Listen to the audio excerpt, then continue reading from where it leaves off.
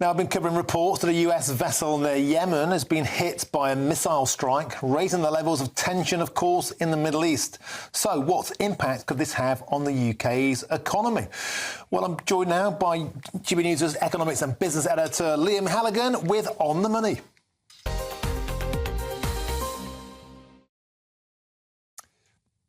Hi Liam, welcome to the show. Always a pleasure. So listen, mate, we were talking about the potential impact on the price of oil. That seems to have remained pretty stable, yet 3 more vessels being attacked, Liam. That will no doubt fuel tensions in the area, and British consumers could be on the receiving end of a spike in prices.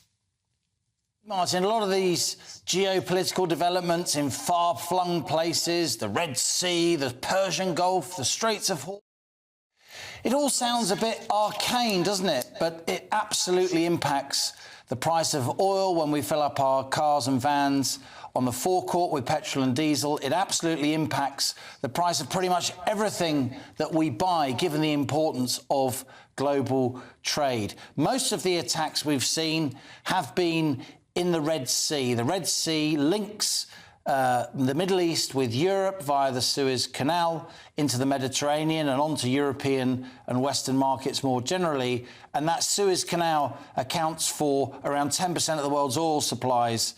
The Straits of Hormuz, 2,000 kilometres to the east, the entryway into the Persian Gulf, that's 25% of the world's oil supply goes in and out of there every day. And we saw attacks in the Straits of Hormuz last week, and you and I spoke about them. Now, I must say, since then, as you said, global oil markets have remained remarkably calm, considering. That's the Gulf of Aden there you see on the sea on your screen. You turn right there into the Red Sea and onto the Suez Canal.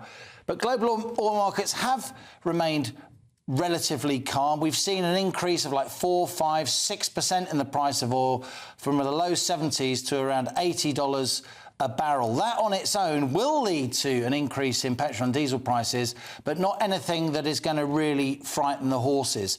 The danger is that these attacks on oil tankers and freight more generally escalate, with Iranian-backed Houthi rebels firing or launching drones to disturb, to divert and to attack in general freight shipping. And also we've seen the Iranians themselves, the Iranian military or proxies of the Iranian military, taking that oil tanker in the Straits of Hormuz very close to Iran itself. Look, on Wednesday, we've got an inflation number coming out. The inflation number for December. So far, inflation's fallen from well over 10% at the end of 2022 to just 3.9% in November. Much, much lower, but that's still more than almost twice the Bank of England's 2% target. A lot of people feel that interest rates are soon going to start coming down. We're already seeing mortgage rates coming down in anticipation of that. The Bank of England's raised interest rates to 5.25%, but almost every economist in the land thinks that the next move is down and that the next move will come relatively soon, say in April or May. That will generate a feel-good factor. That means firms will invest more. That will get the economy moving. That's exactly why the Tories have delayed the date for the election. Rishi Sunak has made this pretty clear, until the second half of 2024. But guess what, Martin? And here's the thing.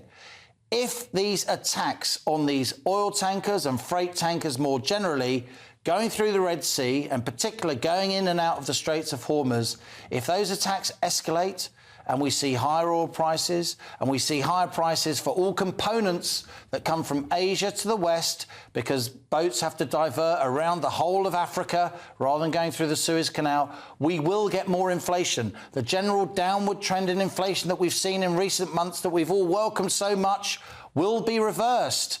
And then interest rates, rather than coming down, could actually start going up again, and that would upend politics.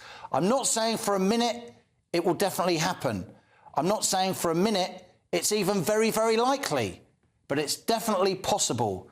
And that possibility is now being reflected in the oil price, and certainly in the price of freight shipping, which has almost doubled since the middle of December. So at the very least, that will lead to price pressures and complicate the ability of the Western world to finally shake off this cost of living crisis and to finally get our economy back on track. OK, Liam Halligan, as ever, always on the money. Thanks for joining us on the show. You know, Liam put it so succinctly on Friday when he paraphrased Mike Tyson and said everyone's got a plan until they get a punch in the face. The punch in the face for the economy for Rishi Sunak could be increasing tensions in the Red Sea, because if these vessels are having to make 5,000-mile detours to get goods to Britain, that can only mean one thing. It means increased prices.